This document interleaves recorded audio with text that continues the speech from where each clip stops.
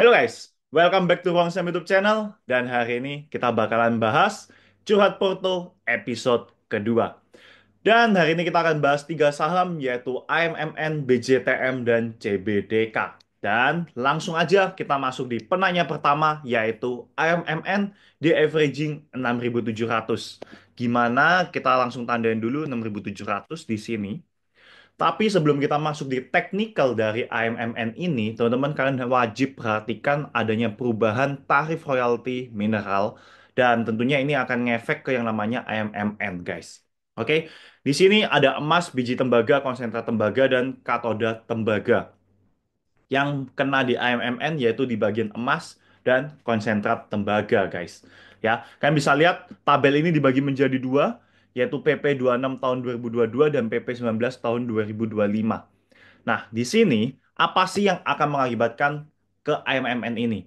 Nah, dampaknya ke AMMN adalah tentu saja secara pendapatan akan tertekan dari sisi AMMN. Kenapa? Nah, kita bahas yang pertama emas. Ya, saat ini harga emas udah naik lebih dari 3.000 USD per troy ounce. Oke. Kalau dulu tarifnya itu cuma kena di 10% flat, sekarang tarifnya kena di 16%. Oke. Jadi tentu saja ini akan ngefek ke yang namanya kinerja dari AMMN ini nantinya. Yang kedua yaitu konsentrat tembaga. Kalau dulu semua tarifnya itu flat di 4%, saat ini tarifnya udah terbagi-bagi, guys. Ya. Jadi tentu saja dari 4% naik ke minimum 7% aja udah ada perbedaan 3%. Nah, hal-hal inilah yang akan membuat AMMN kena bad news dari perubahan tarif royalti mineral terbaru ini. Oke. Nah, secara teknikal gimana nih? Tadi kalau kondisinya di 6.700 sebenarnya sudah hampir balik modal, ya. Kita lihat secara downtrend line. Nah, teman-teman bisa lihat ya. Sebenarnya secara downtrend line si AMMN ini udah hampir tes resisten di sini, ya, 6.500, ya. Dia saat ini udah mau tes resisten downtrend line 6.500 dan overall kemarin itu sempat jeblok parah di bawah 5.875 ini yang warning. Oke, di bawah 5.875 ini berbahaya, tapi overall udah bisa balik di atas 5.875 dan golong aman buat AMMN. Cuma memang teman-teman harus perhatikan adalah dia udah akan tes resisten. Ya, dia udah akan tes resisten. Apakah di 6.700 bisa balik apa enggak? Potensialnya besar untuk bisa balik, tapi teman-teman harus hati-hati. Kalau misalnya besok hari Senin tes resisten di 6.500 sampai 6.600 ini gagal, ya, maka akan ada potensi buat yang namanya harga saham AMMN ini kembali turun. Kembali turunnya kalau memang bisa bertahan di atas 5.875 masih aman, tapi kalau ternyata turun lagi di bawah 5.875, maka teman-teman harus siap-siap bahwa dia akan kembali ke area support 5.100. Oke, ini buat AMMN. Nah, gimana kalau memang dia bisa breakout dari resistennya di 6.500, 6.600? Kalau memang dia bisa breakout dari resisten ini, maka ada potensi dia akan kembali ke paling enggak, ya, di resisten 7425. Oke, itu adalah resisten terdekat yaitu 7425. Nah, melihat saat ini sentimen buat AMMN kurang baik dengan adanya perubahan royalti, sebenarnya saya sih masih prefer untuk wait and see di saham AMMN ini. Oke, jadi buat kalian yang pegang MMN bisa pertimbangkan kembali trading plan kalian, apakah kalian akan hold ataupun sell di saham ini. Nah, kalau pendapat dari Ruang Saham saat ini kita masih wait and see ataupun hindari dulu saham AMMN. Oke, sambil kita menunggu wait and see, nah kita bisa lihat ke arah mana nanti AMMN ini akan bergerak. Oke, kita masuk di pertanyaan kedua yaitu BJTM. Nah, di sini BJTM pertanyaannya adalah 640, ya. Posisinya punya di 640, lumayan tinggi. Akan di hold 1 sampai 3 tahun ke depan bagaimana sarannya lot banyak, ya. Oke. 640. Oke. Nah, kita akan bahas BJTM secara kinerja keuangan dan secara dividennya terlebih dahulu. Nah, teman-teman bisa lihat di sini ada tabel. ya. Yang atas adalah kinerja keuangan dan yang bawah adalah secara dividen. Kenapa kok saya masukin dividen untuk BJTM? Karena BJTM itu merupakan salah satu saham yang cukup diincar dividennya. Jadi dia termasuk dalam dividen stock. Ya, banyak banget investor yang masuk ke BJTM cuma buat ngincar dividen tiap tahunnya.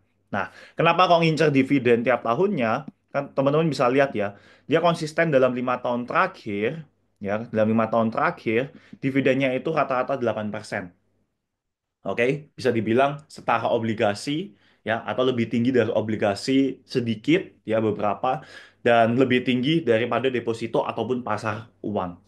Oke.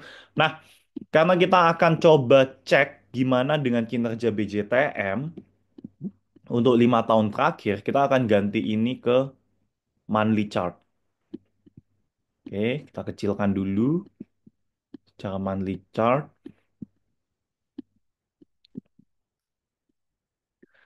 Nah, ini adalah monthly chart dari BJTM dan teman-teman bisa lihat ya. Dari tahun 2020, mana nih? Kita cek 2020 Januari. Wait, kita tandain vertical line. 2020 Januari. Nah, oke, sampai dengan hari ini, gimana sih kondisinya? Kondisi saham BJTM dari 2020 Januari sampai hari ini itu minus 25%. Oke, kalau kalian hold sahamnya dan dapetin dividen tiap tahunnya, paling nggak kalian masih bisa dapat profit. Ya, kalian masih bisa dapat profit. Kalau misalnya kata-katanya 8%, ya kita 8% kali 5 tahun terakhir berarti 40%. Oke, 40% dari 5 tahun terakhir dengan kondisi capital loss 25% guys. Ya, masih bisa plus dan overall kalau memang buat BJTM untuk hold jangka panjang saya rasa cukup aman selama dividennya itu tetap naik ya. Nggak harus naik tapi paling nggak bisa tetap rata-rata di 8% itu masih bagus. Tapi apa sih yang mengakibatkan tetap adanya capital loss dari BJTM ini? Nah, teman-teman bisa lihat tahun 2020 kinerjanya itu secara annualized di 99 ya. Ini EPS ya, earning per share. Cara earning per share kan bisa lihat 99. 2021 itu naik ke 101 dan 2022 itu naik ke 102. Nah, jadi di sini kan bisa lihat ketika kinerjanya naik, overall harga sahamnya juga ngikut naik nih ya. Harga sahamnya naik sampai di tahun 2021. Ya, tahun 2022 masih stabil di sini di area 700-an. Dan tahun 2023 akhirnya ada penurunan kinerja sampai tahun 2024 ada penurunan kinerja. Nah, overall harga sahamnya ya ngikut turun. Kalau nantinya kinerja dari BJTM ini bisa kembali naik, ya gak menutup kemungkinan buat harga saham BJTM ini ikutan naik. Ya, gak muluk-muluk kalau memang tahun 2025 bisa naik, ya paling nggak harga saham BJTM bisa kembali naik ke 700. Tapi ya teman-teman harus lihat kondisi global ekonomi dan makroekonomi yang nggak stabil ini. For big banks aja tahun ini diprediksi bakalan melambat kinerjanya. Ya apalagi BJTM. Ya, jadi paling nggak BJTM bisa jadi dia masih akan main-main di area 436 sampai 500. Ya, sampai di area 500 ini untuk tahun ini. Nah, kalau memang ngincer dividennya, teman-teman boleh masuk ataupun keep hold BJTM. Tapi ingat, gak cuma buat 1 tahun, tapi paling nggak harus 3 sampai 5 tahun buat hold BJTM kalau memang ngincer dividennya aja. Oke? Nah, apakah suatu saat akan kembali ke 60? Mungkin, ya. Suatu saat mungkin bisa balik ke 640 kalau memang kinerjanya bisa rebound. Oke, kalau enggak ya cuma cari dari dividennya aja. Itu saran saya buat BJTM. Kemudian kita akan masuk ke emiten yang ketiga yaitu CBDK. Nah, CBDK saat ini pertanyaannya adalah punya posisi di 7850.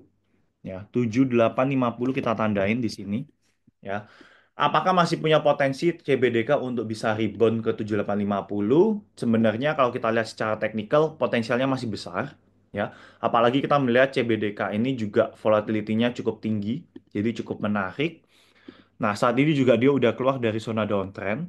Dan teman-teman bisa lihat, dia udah keluar dari zona downtrend.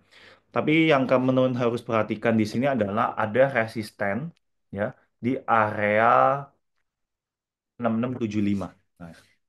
Nah, ada resisten di 6675. Nah, kondisi saat ini, kalau memang si CBDK ini bisa breakout dari 6675, maka potensial besar, nggak cuma sampai 7850, tapi dia masih bisa akan naik dan tes resisten sampai 8250. Ya, potensi dari CBDK, kalau memang dia bisa naik dan breakout 6675, dia punya potensi buat naik sampai 8300. Di sisi lain, secara teknikal, ya, teman-teman juga bisa lihat di sini, ada yang namanya cup and handle. Nah, di sini ada pattern cup and handle yang bisa mendukung bahwa si CBDK ini saat ini lagi proses reversal dari yang sebelumnya downtrend menuju uptrend. Ya, jadi potensial buat CBDK masih bagus. Overall, selama dia bisa break 6675, saya rasa akan cukup enteng, ya, akan cukup ringan buat CBDK bisa naik kembali ke 8300.